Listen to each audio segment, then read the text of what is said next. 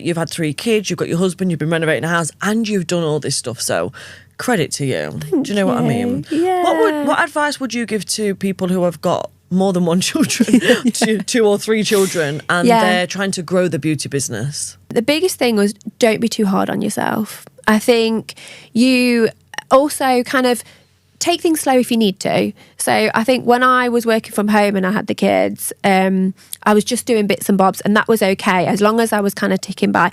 And I think you're always growing and learning. And I think to run your own business and to have kids, they're 2 like hardest things you'll ever do, like having children and business wise. And I just think, don't be hard on yourself and just keep going and enjoy it as well, because I enjoyed that kind of me time, like my business time, and it just made me a better mum to then I could have that little me time, and I felt like I was doing something, I was working, and then I'd go back to my kids and I'd be like, this is amazing, like now I feel like, okay, now I can be mum again. And so it's nice to separate the 2, but I think just enjoy it, and if it's going slowly, that's absolutely fine, like you just keep going. Did you ever find moments to work on your business, like when the kids were watching bloody In the Night Garden, or would you do that, or would you kind of try and separate it? No, I would. I definitely. I think I do it now. When the kids are busy doing something, I'll do some posts on Facebook and all that kind of thing. So I think you can definitely work around it. I think working from home at that time worked perfectly for me, because like I say, baby was in the next room and I was doing my clients in the kitchen, and it was but I think you could definitely work around having your kids, and in between sort of sometimes when they go to bed at night, that's when I'll be up, writing what I need to do at work the next day and all that kind of stuff. I've learned to be more organised. It's a big slowly. But we're all on a journey, and I think as well accepting that it takes time. Sometimes it just takes time, because it depends on everybody's circumstances. Some people have got great support systems around them where they can drop the kids off with the nannies for a couple of days a week, and some people haven't, and you can only do the best that you can do in your situation. Exactly that. And that's it, and understanding that things will change, because as well, like for me, as Amelia got older, my business got so much easier to run. Because like I've always been really lucky in the fact that I've got Amelia and I've got my adopted daughter, which is Maya. So when them 2 were together, because they're really similar ages, they'd play, which would free me up hours to work on the business. But as they got older and older, actually they're just sat doing nothing. So I'm going to sit doing something, because I'd rather sit doing something than sit doing nothing. For sure. So I suppose as a female business owner, as a mother, as a woman who is got children who are dependent on it, and they're running a business, like hats off to you.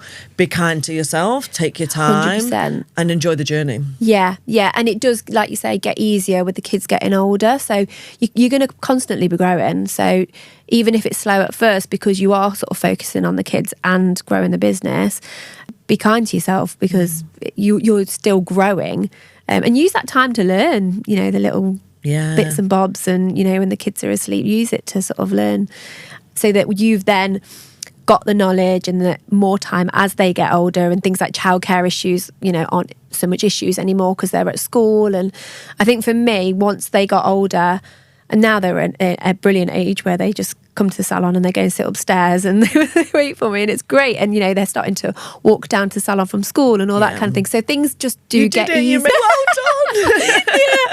You kept them alive for this long, and now they can walk on their own. It's like, yes. It's brilliant. So just keep going, because it does get easier with them. And then you've got the knowledge behind you, because you've been doing it constantly. So I agree.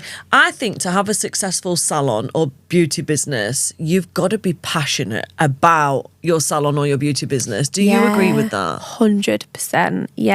And I think I was very lucky to, like I say, work in that first salon, because I saw how amazing it was, and having that environment for me when I needed it the most, and being a single mum, I was like, that's what I want to create. I want to create that environment, and like a sanctuary really for people that kind of just need to come in and escape, isn't it? I've seen salon owners who have tried to set up salons or beauty businesses purely for the money.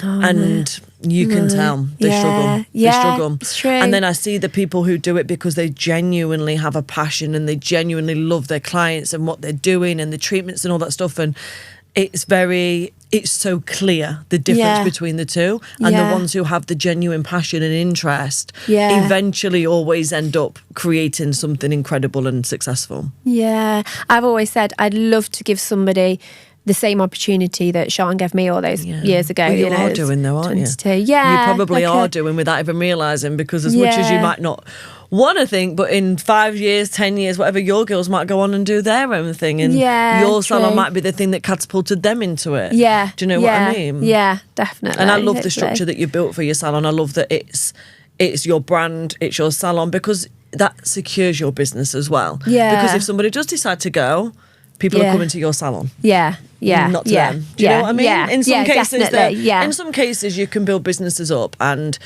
the people come to the person.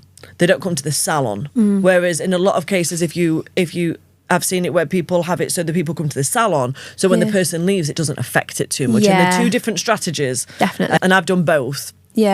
So I think what your strategy is, it's a very long-term, future-proof strategy, because yes, you love them and you treat them well and they're all happy, but your clients know they're coming to your salon.